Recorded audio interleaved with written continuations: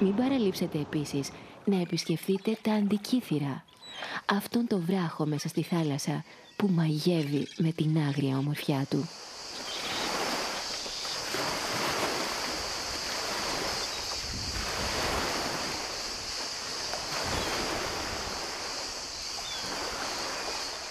Στους φυσικούς κολπίσκους του μικρού νησιού βρίσκουν καταφύγιο οι ψαρόβαρκες.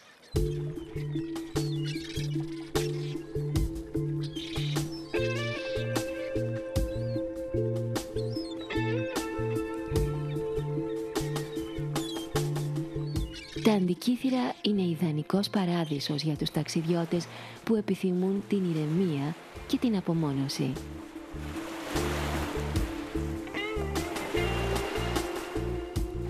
Απολαύστε επίσης το μπάνιο σας στις άγριας ομορφιάς παραλίες του νησιού.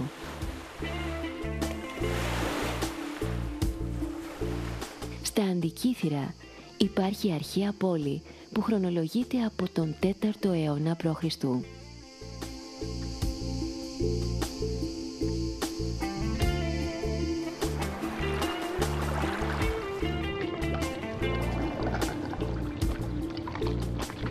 Το νησί έγινε επίσης γνωστό από τον έφηβο των Αντικηθύρων και τον μηχανισμό των Αντικηθύρων που θεωρείται ο πρώτος υπολογιστής στην παγκόσμια ιστορία.